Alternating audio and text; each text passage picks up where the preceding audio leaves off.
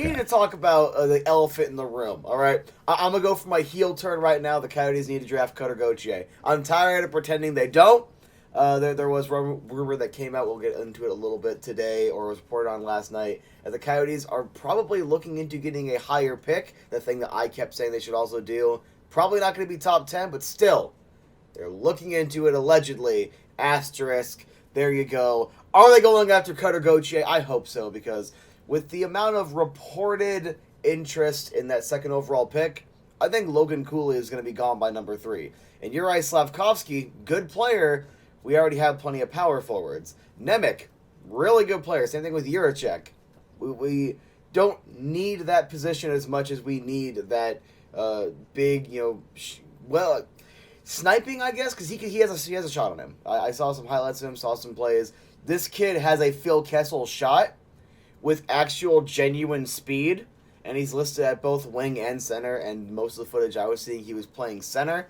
I'm just saying, Cooley's going to be gone. I think at number 3, if you can't trade back, just throw all caution to the wind and grab Cutter Gauthier. That's what I'm saying. All right, now I'm cutting you back off because I got to beg, okay? Before I start begging, though, I do want to say that the draft is coming up on, I believe it's the 7th. The Coyotes are hosting a draft event. We will be there. So if you see us, say hi, do whatever, or just stare at us awkwardly as we walk by you. That's cool, too. But we will be there.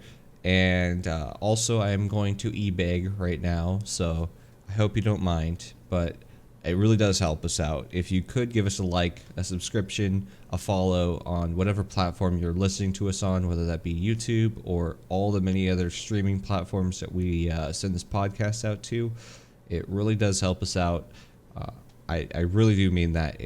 It really does go a long ways. And so we do have a couple topics to talk about. So there is mainly going to be a lot of talking about the draft since we are in the final week of the draft. But we do have one more topic that we want to brush up on at the very end, which is we did see that the Hall of Fame announced their next inductees. And we have 2 Coyotes that we want to talk about that we believe should be Hall of Famers, but are currently not Hall of Famers yet. So let's just hop. I'm not even going to give you the choice because of your interruptions. I think you are. All right, fine. If we're interrupting, make sure to comment why we're wrong, you cowards. All right, there you go. Right. I think we just hop right into your spicy take, which is if Logan Cooley ain't there at number 3, the Coyotes go after Cutter Gauthier. All right, so I'm really high on this kid. I also want to briefly get your opinion on the concept. There's one comment by a friend of mine on the video saying 3 is too high to take Gauthier, and my exact thing was, if Logan Cooley is not there, take Gauthier. Just off the top of your head, do you believe there really is much credence to the argument of X pick is too high for this player if that's a player that you're high on that you want on your team? Like, what's the line? Obviously, if they're projected to go like 27th, you don't take them with 3rd overall. But if they're still right around that top 10 and you see them, they're there, you want them, how much of a reach is too much of a reach for you? Is that concept kind of valid? Is it partially valid? Give me your thoughts.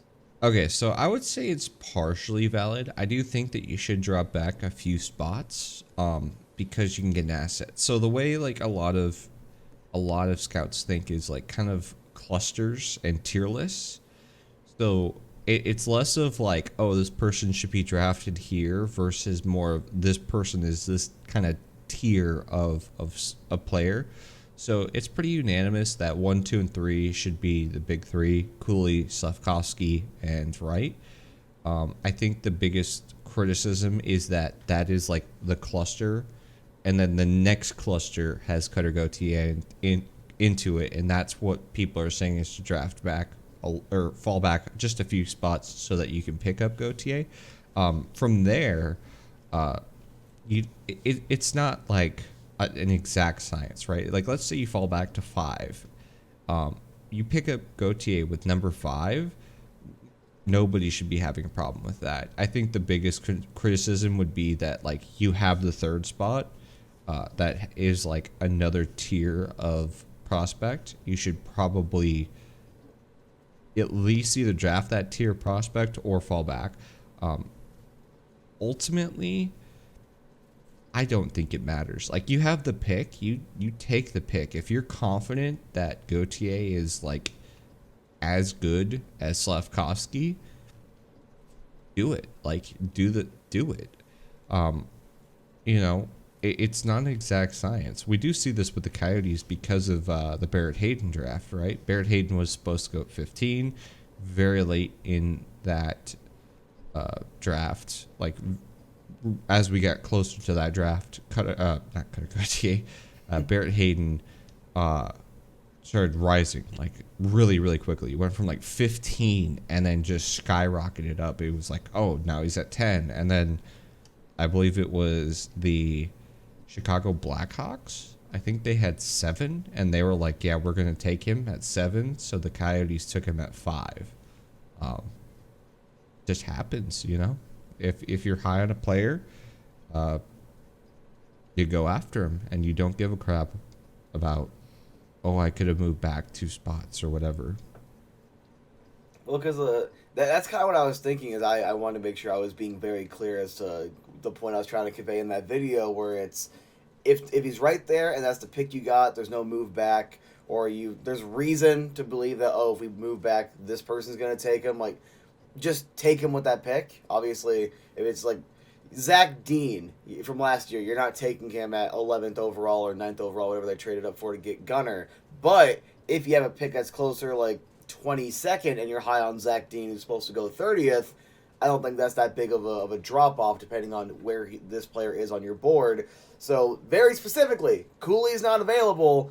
I don't think Slavkovsky I don't think it fits unless you're going to move on from Krause, because Slavkovsky is being seen as very NHL ready.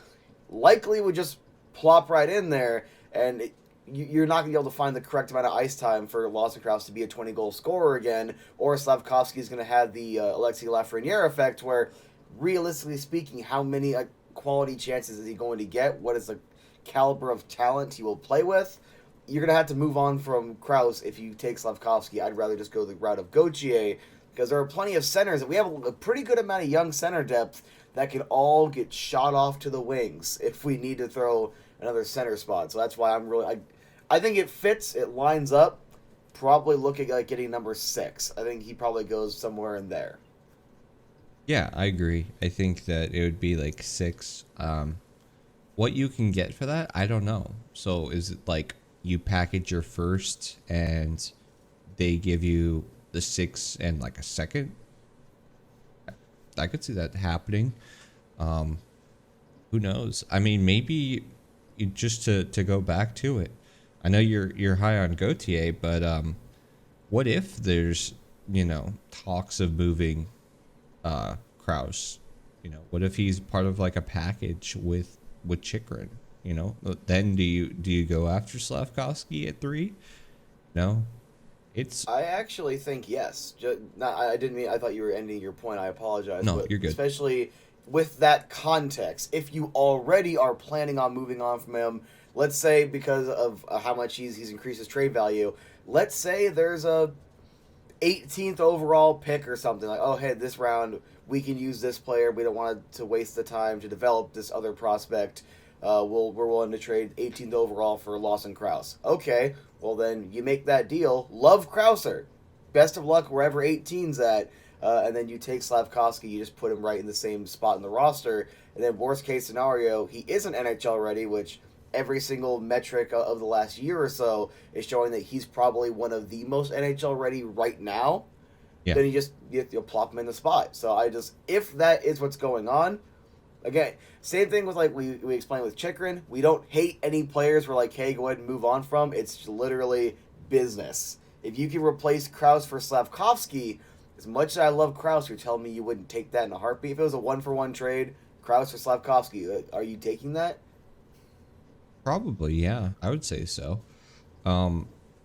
It's so interesting. Like, Man, we can sit here and talk about what we want and what we don't want, but at the end of the day, whatever the GMs are looking at is like gonna be the final word. And I'm just so fascinated to see what they actually think, because like that's the funny part is you see all these lists and Slavkovsky should go first overall. Wright's not gonna be the unanimous. Like, it's so fascinating because I'd be curious to see how many scouts actually believe that, right? Because we saw like Bob McKenzie's list come out, and he's like, oh, five scouts said Slavkovsky's number one, and 4 said that Wright's number one.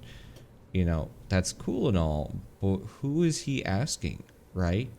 Because if he's asking somebody off of Tampa Bay and somebody off of Colorado, well, these scouts really actually scouting these players, because they should have known for months, if not, the year prior, that they're not going to be anywhere close to 1, 2, and 3. So why are they scouting them?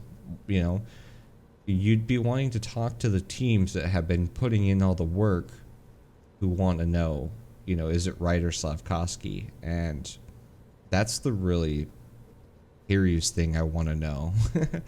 We're gonna get it, obviously in less than a week, but it's very curious to know if Slavkovsky really is that high for the teams that are actually going to be within drafting range of him.